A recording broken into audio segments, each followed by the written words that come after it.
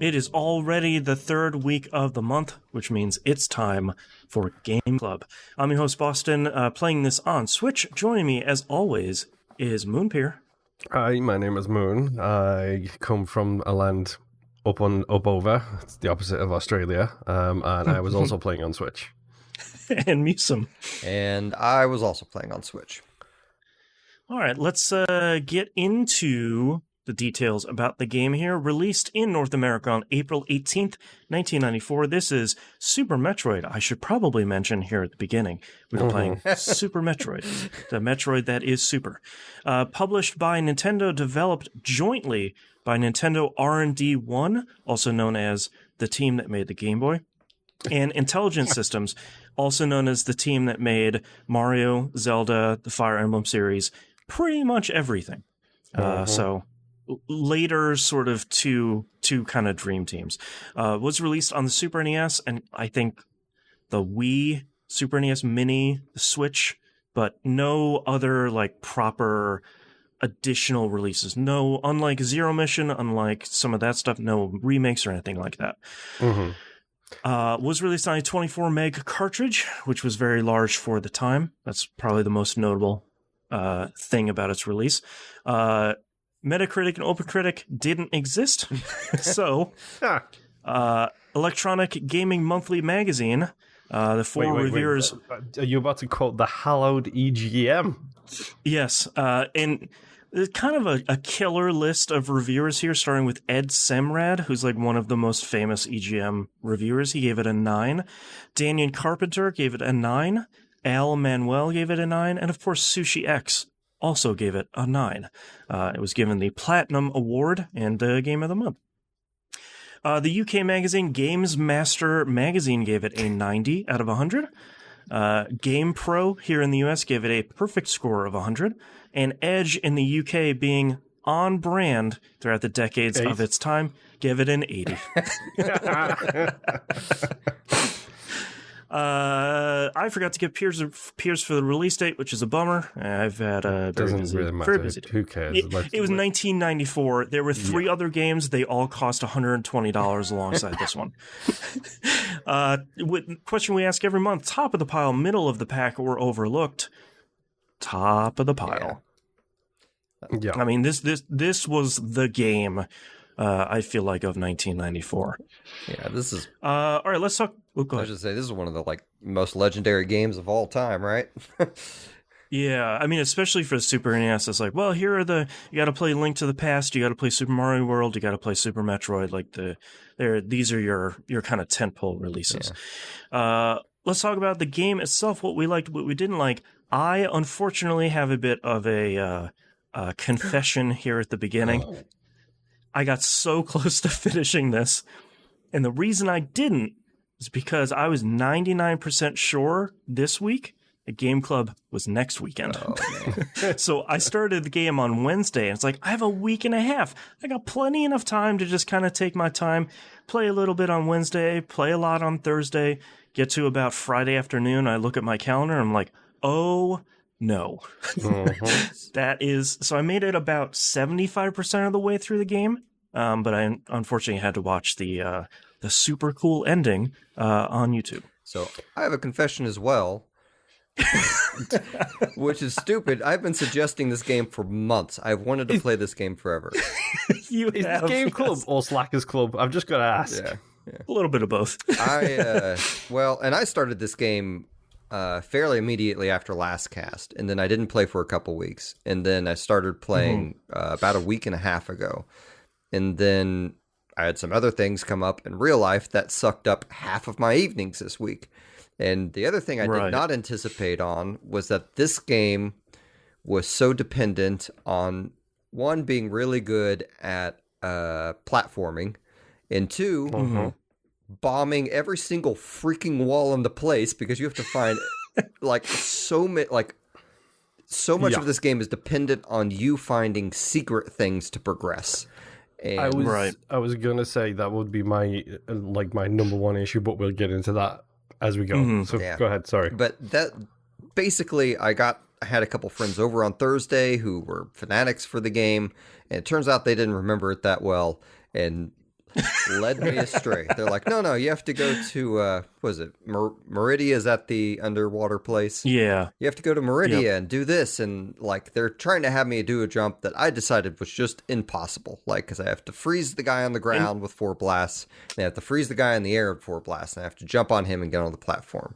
And I think they are wrong. And you probably don't have the gravity suit yet. Yeah, I don't. Right. I decided they were wrong, and then I watched a video, and that guy didn't even freaking go to Meridia at that point. That guy went to a place where there's a grappling hook, and there's a large thing of spikes, and instead, he just waded through the spikes and then did the somersault jump off of the wall onto the top platform and got the wave beam gun, which allowed him to open, a bunch of doors. God, I didn't get the wave beam until super late because this being the first time I'm playing this, I didn't realize how important the grappling hook was going to be because I kept seeing... I wanted to go in this game largely blind and just kind of do the normal, like, all right, I've hit a dead end. I'm clearly missing something around here. Unfortunately, as all of us have complained about, anytime you hit a dead end, the game goes, ho, ho, ho, I've trapped you. Yes. Mayhaps there's an exit out of here. Perhaps if you shoot the ceiling... It's just like, why would I have known? Okay. Yeah. All right. I have to shoot the ceiling and jump up there. All right. Fantastic. So I'm guessing you didn't beat the game, MusiM. Oh, yeah. That is just say, I didn't beat, like, I've looked at a cheat map.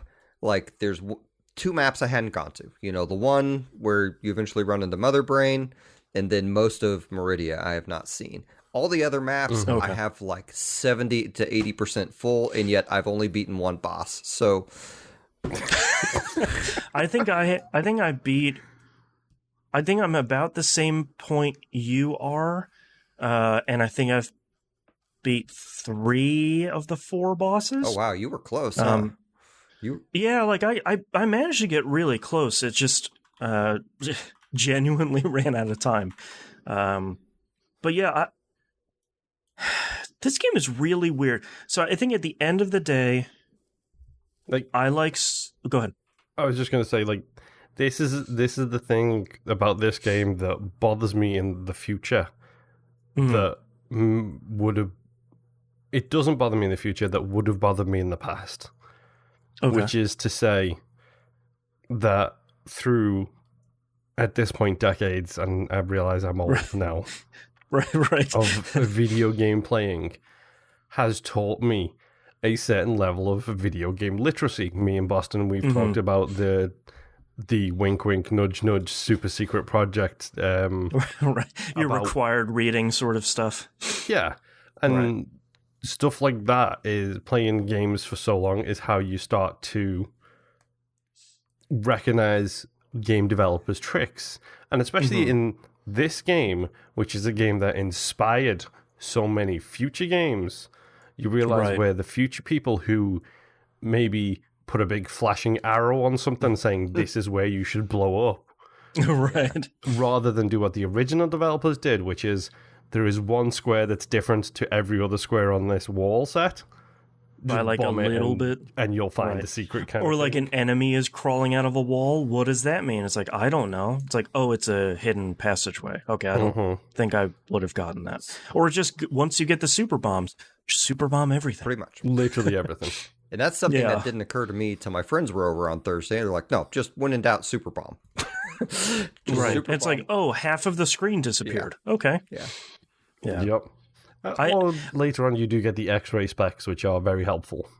Yeah, that's one of the later ones I got, where part of what I like about Super Metroid is I like that when you get a new skill, it unfortunately, it tells you what you get. Like, you got the grappling hook, but it doesn't really...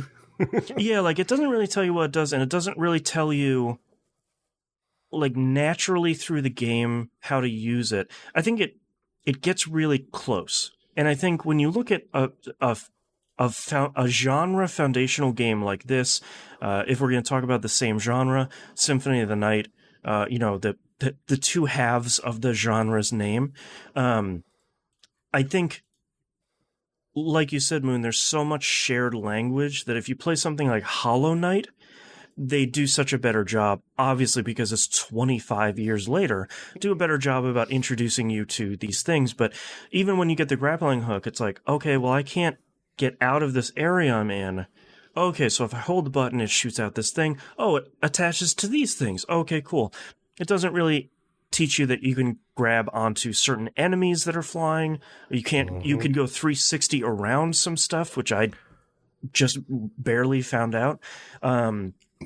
So I wish it was a little bit better with that, but I really like when you do get a new skill or you get a new weapon or you get something like that, when you use it to explore, and some Metroidvanias have a problem with this, when you use it to go explore an area you've previously been in, and you're like, oh, great, now I can get over this lava pit with my grappling hook because I couldn't get over there before. Great. There's a huge area for you to go to explore. And a lot of times Metroidvanias would be like... Bumblebee map from Hollow Knight. Right. Like, sometimes Metroidvanias do the frustrating thing where it's like, you got over the lava pit. Here's a missile upgrade. That's it. Mm-hmm. It's just like, oh, I've been staring at this thing for 10 hours. Like, what? That sucks. And it's like, no, man, like, you got over the lava pit. Here's a whole new map. Like, here's a whole new section of the planet. I think Super Metroid does a really good job at, when you get a new tool, it opens up a significant amount of the map. Yeah. It's worth talking about the map itself. Yeah. I am so appreciative of the leaps and bounds that map technology has made since this point. Yeah. Specifically, like, don't get me wrong, it's cool. It's got a little dot when there's something in a room. It's like, cool, that room has something. How do I know if I collected it or not? I don't. I have to go back into that room and check. Right. Whereas, why doesn't it turn from a circle into a dot when I've picked it up? Or, like, I wasn't expecting there to be a map. I didn't expect there to be a map in this game, which shows me how little of this game I have seen, which is kind of impressive. Because I think I've mostly seen awesome games done quick speedruns where they don't need the map. But it was a little frustrating where it's like, oh, cool, there's a map. And only being able to see the section you're in. And that's like, well, these 3 exits go to Brinstar. It's like, cool. I don't... Which part? So it was a lot of like, I'll go this way. Nope, that's a dead end where a boss used to be. All right, come back down and around, and that was it's just a sign of the times. Where it came out in '94. Like, even if you look at Symphony of the Night, that's an infinitely better map for both castles, but there's no like stuff like Hollow Knight does, where it's here's a specific section, drill in, and you can see the section and where it connects to.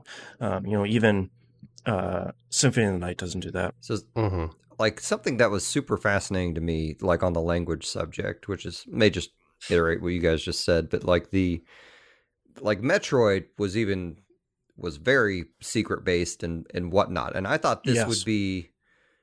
I wasn't expecting like the level of like a bunch of story in it, like Castlevania Symphony of the Night, but I thought it would be closer to that in terms of modernization. And instead, like, it's almost to them like the mechanic was having these secrets in the game. They're like, oh, how cool is it when you blow up a wall and find something secret? What if we just made that a core part of exploration? And it almost goes, I mean, it does kind of go the opposite direction, I feel like, modern Metroidvanias. Another thing real quick on the tutorial stuff, there are like no tutorials in the game, and then randomly for the super run and the super jump. I was gonna say the slip shine I really love, which I now know what that's called. I really love how they teach you how to do that. It took me forever, like 2 hours to figure out how to do that thing. Yep. I still having trouble doing it. I probably played, I don't know, 2 or 3 hours without a tutorial. And then I'm like, I have to know what this symbol means. I'm tired of not knowing what this thing is. Is this something I can already do? And then I went and found that website I posted on the Discord, which just did wonders. It's like, oh, there's a somersault thing I can do off the wall. That's kind of hard to do, but I got to the point where I could go up most like large shafts to it. I still can't do it. Pro tip for the wall jump in this game, which is hot garbage at first. Because nowadays, I'll give you Meat Boy as a prime example of that, you hit the wall, you slide, anytime you hit jump, you leave the wall. Yeah. Right. This game, it's literally, you hit the wall, it doesn't matter how long you're touching the wall. The second you hit away from the wall and jump, that's when you jump. But you have to time it so it's not at the same time. It's 10 jump. Yeah. Do not press them at the same time. Do 10 jump. That's so my away from the problem. wall and jump. Because it took me like an hour and a half to get up that wall jumping, triangle jumping section. It's almost like a rhythm game, like where in my mind I have to go.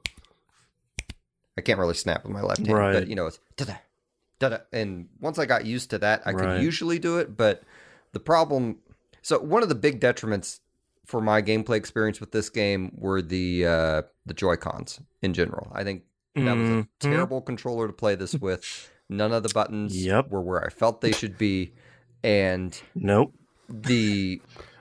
for some reason I switched them around. Like I went into the I should have. The control scheme for this is right away. The control scheme for this game is baffling. It is all wrong. And like some of that might just be there's a shared control scheme for platformers nowadays that is different from some of the stuff they were experimenting with on the Super NES with 4 buttons for the first time. But like having to switch 6, it had triggers. That's true. 6, yeah, for the aiming, which was good. I did like them giving you the L and R buttons for doing 90-degree aims, which I thought was great. How do games come out these days that don't have that? Right. Yeah, like my biggest problem playing it on the Switch, it felt way better playing it on the Pro Controller. The select button to switch weapons and equipment and stuff, that sucked. Yeah. That feels real bad. Probably felt real good on the Super NES controller because it's right there next to the D-pad, but playing on the Switch is not great. I probably should have played this on my SNES Classic, looking back at this. Oh, yeah. Possibly, yeah. I played this on my wife's Switch, which has the controllers at the side dongle thing. Oh, okay. Yeah. Like the thing that Microsoft are releasing for playing on your cell phone with xCloud. The select button on that, so on the left, you've got the 4 buttons in the stick, and the select button is right above that left stick. Like, really tightly compacted into it. But the problem is anytime I went to hit select, I would move my character because I couldn't hit the select button without hitting that stick. Right. So I immediately switched that and the weapon cancel button. So my X on the Xbox controller, I don't know where it is, and I think it's Y. My Y button was rotate through the weapons. And I don't care if I take 2 extra hits. I'm not hitting cancel. I'm just going to rotate until nothing is highlighted. Yeah. Right. Well, and like after a while, you get so much life in that game. Like you have time to mess up, you know? Yeah, and the barrier suit prevents like 75% damage once you pick it up. So it's like at that point, it doesn't even matter, or whatever the purple suit is called, the gravity suit. I think it's the gravity suit. Yeah. Yeah, I think it's the gravity suit. One of those suits was, and you take 75% less damage. It's like, oh, okay, cool. Like other than the platforming, I didn't think this game was super hard, so that kind of gives me a little bit of a benefit. I agree. I think a lot of the precise platforming stuff is hard. I think because Samus, she has such a specific way of moving. Yeah, it's almost as if she moves like she's a woman in a giant mech suit kind of thing. Yeah, like I can't fault it because it's been like the original Metroid played like that, and this one plays like that, and a lot of the 2D ones play like that. But it's just like when you're trying to jump over a spike pit or one of those horrible like eating plant mouth things in that one like nightmare hallway that has it on top and bottom. It's just like I wish there was a little bit more precision, but I can't really fault it for that because it's from '94. You know, I'm trying to view this game through the lens of being released in '94 as opposed to boy, I wish it was more like Hollow Knight because that's not really fair to Super Metroid. Like, I still have a lot of love for this game, and a lot of this is I love the aesthetic of Metroid, and I love the soundtrack. Like Kenji Yamamoto, I think made one of the most like iconic menu intro musics to a game ever in Metroid. Like, and it starts out super dark, which is just uncommon, I think, for games to have that foreboding thing in that era, especially Nintendo games. Yeah. Right, like the loadings, the start screen has a whole bunch of dead scientists after an escaped Metroid killed them. Yeah. It's sort of like, oh, okay, cool. Like this is significantly different. And I do like at the beginning of the game where once you get through sort of the tutorial thing and you go down to the planet, I like how you go through the intro portion of the first game to get the morph ball to go through like that first major hallway of the first game. I like that there was that fun callback to, you're going to get trapped over there until you get the ball, and then you can use that to get everything. I thought that was great. And I have to give this game a lot of credit, especially in like the last section. Really impressed at how much story and how much character they're able to communicate through this game with just animations, especially like when the baby Metroid is at the end and it's kind of saving you from whatever the giant mother brain is on that giant mech. Like there's some real cool moments, and fighting some of the bosses are cool, and there's a lot more there. I think I was reading some reviews and people saying like, oh, there's no story. It's just the text at the beginning. It's like, yeah, but I feel like throughout the whole game, there's a lot of character stuff sort of sprinkled throughout. I feel like that's a staple I expect in Metroid, right? Like, and it's cool to see it going this far back. I think you saw it in the first game just by putting in the code and, oh, now I'm a female player, and I guess the character was always a female. And, in Prime, it's, I'm in the cold area, and you can occasionally see her eyes as her visor fogs up. And I feel like that sort of subtlety is ingrained in the series. That's a good point, yeah. I don't remember where I was going to go with that. This game is old. It's really cool. I don't know how, like, as I've been playing it and as we've been talking, like, I can see why they haven't re-released it or done a remake, because it seems like even if they gave it a modern control scheme, I don't know how I mean, I guess they'd have to do it through the map, right? In terms of communicating to the player where to go and make some of the necessary mystery items that you need to progress through the game more clear on, there's a breakable wall here, Yeah, I was spending a lot of time thinking that while I was playing it, because like my dream remake for this would be give it to the Hollow Knight guys and have them not really change much, just kind of modernize all the little stuff. Of life increases. Yeah, like Moon, where you're mentioning like there's a dot on the menu, so there's something in here. It should be a circle until you pick it up, then it's a dot. Like it should be some clear minor stuff like that. But could you imagine the art style that the Hollow Knight guys would knock out for this? Don't even get me started. It'd be so good. Give me a teleport, but I think save points. Yeah, I think if you look at, they've done 2 remakes of the Metroid series. One is Zero Mission, which is really good, and then there's the other one they did on the DS or the Fusion? GBA. Yeah, Fusion. Both of those were really good. And I feel like what they did with both of those, like Zero Mission is just a remake of the first game. And there's a little bit of stuff changed here and there, but like the spirit of the game is largely intact.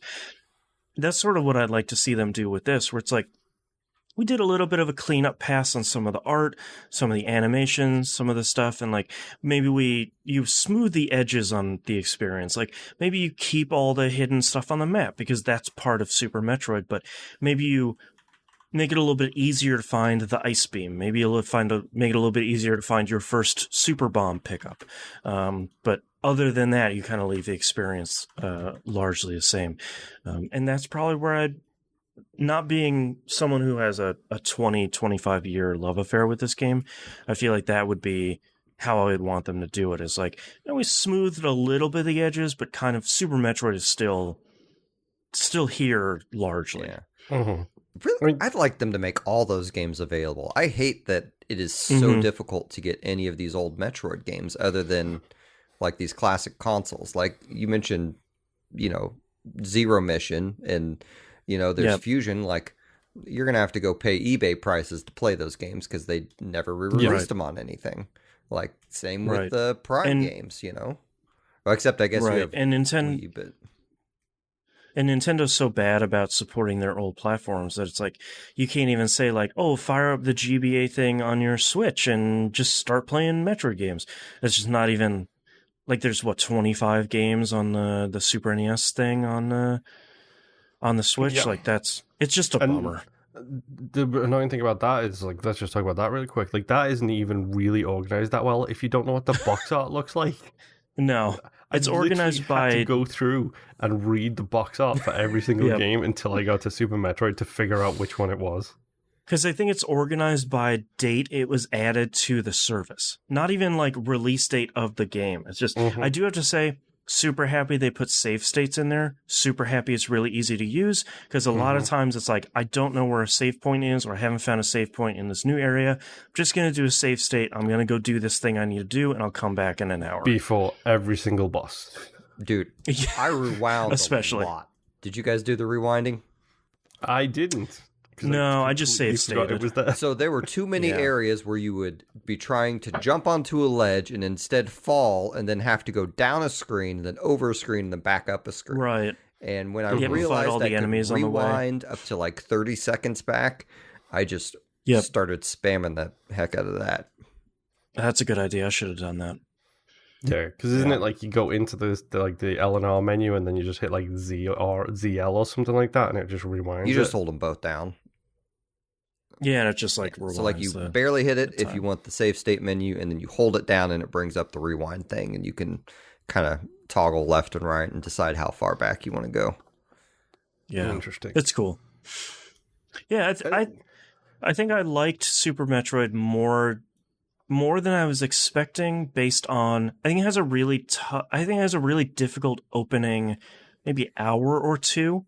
I know that's probably funny for people that watch speedruns, but trying to go through and not having any of the upgrades and not having sort of any idea where you're going as you're sort of mapping out the planet. And that was pretty frustrating, but I feel like once you get the ice beam, once you get the grapple, like once you get the first couple of fairly serious upgrades, I feel like for me it clicked pretty quickly, and I was like, all right, now I'm starting to enjoy this. Now I'm starting to put this whole thing together, and I think I left it really enjoying it, which I don't think I was expecting that I was going to. I was not expecting this game to hold up. Like, I was not. Yeah. Like, exactly the same thing could be said for me in Symphony of the Night. Like, I wasn't expecting that thing to hold up. I wasn't expecting this thing to hold up. But genuinely speaking, I had a lot of fun with this. I hesitated starting it because, number one, I was using my wife's Switch, but also, number two, it's a game from 1994. I have got issues with games released in 2020, let alone 1984. I'm looking at you, Fast and Furious Crossroads. I was literally just going to mention that one too. And thankfully, this game is longer than a $60 game released in 2020 in Fast and Furious Crossroads. Yep.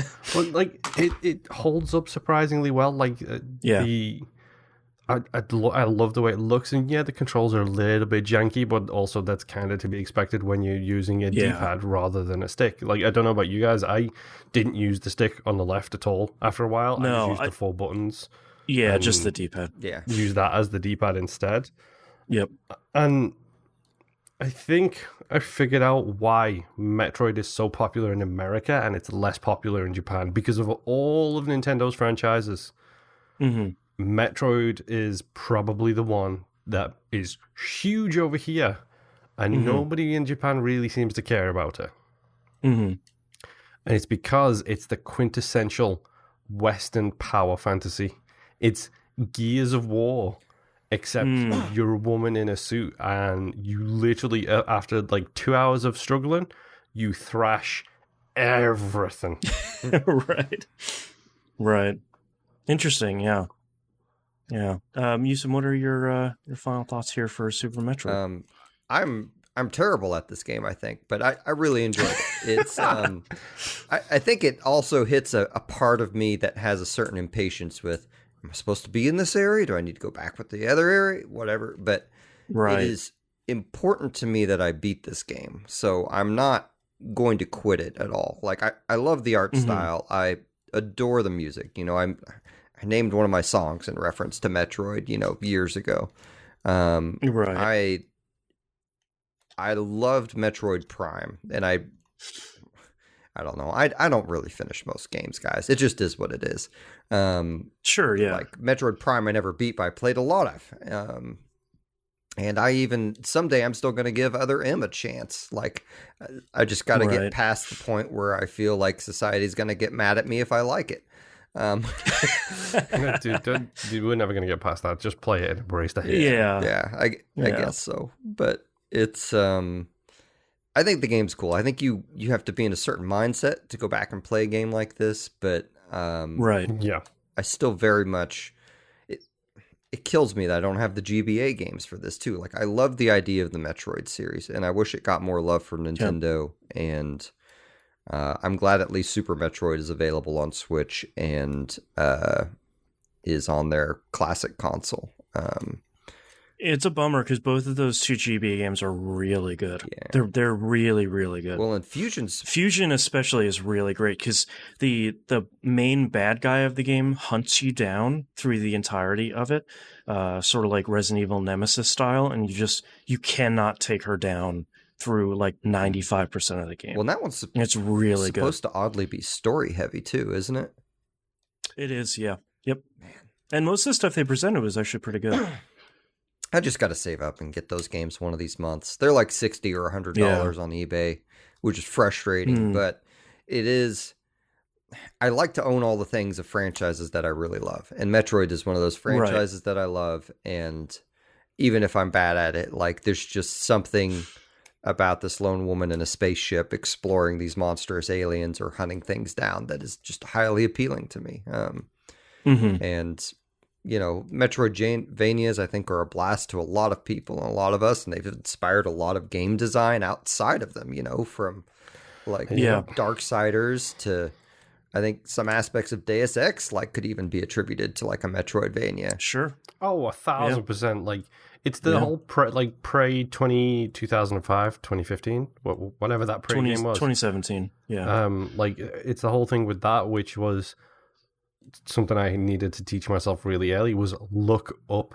Like, because you're so used to playing games on one plane, that especially with the goo gun in that, it's like, okay, now I have a way to get to the ceilings and explore for all these secret areas. Like, you can get one of the strongest guns in Prey within the first 5 minutes of the game.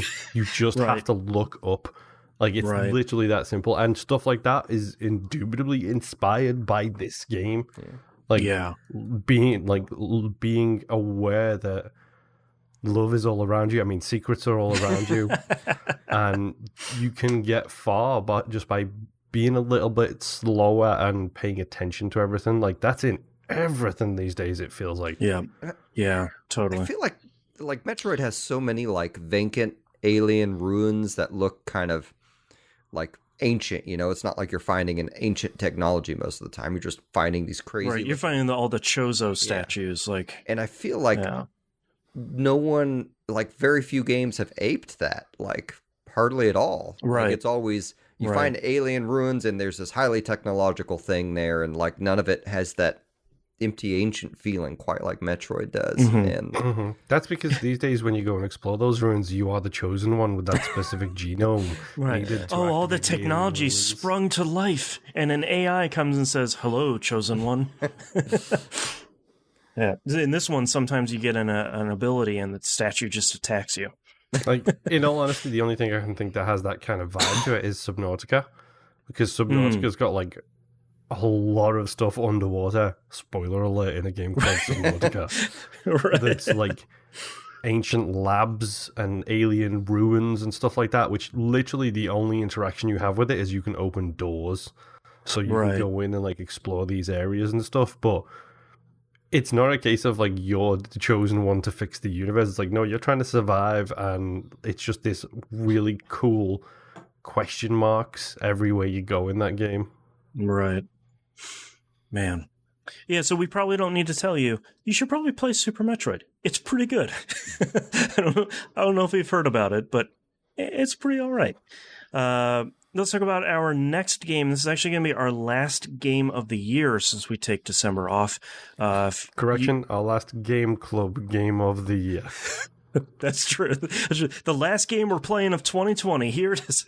Yes, the last, never mind the new consoles coming out. We're not going to touch them. Yes, the last Game Club game we're playing this year. If you were around for last year's special December episode, we'll be doing the same thing this time around as we take our normal end of the year break, which around this time of year is very exciting. Yes, it is.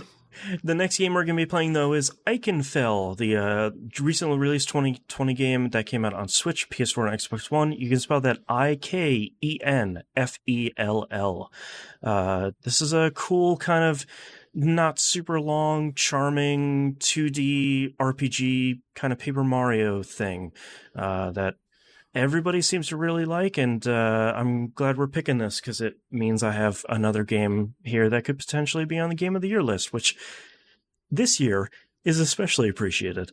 Yeah, I say that, but I didn't just make a list of every game released since like 1995 or whatever that, right. like sticks Only out. 400 games. I'm like, crap, I've got like 15 games in 2020 that would at least be an acknowledgement here. It's like, right. It's still some time left. Yeah, still a good year too. And now we have new consoles coming out here in less than a month. So hopefully, at the very least. But yeah, next game we're gonna play is Ikenfell, and we'll see you all next month. Bye. Bye. Bye. Throw suggestions our way. Send them. Yes, please.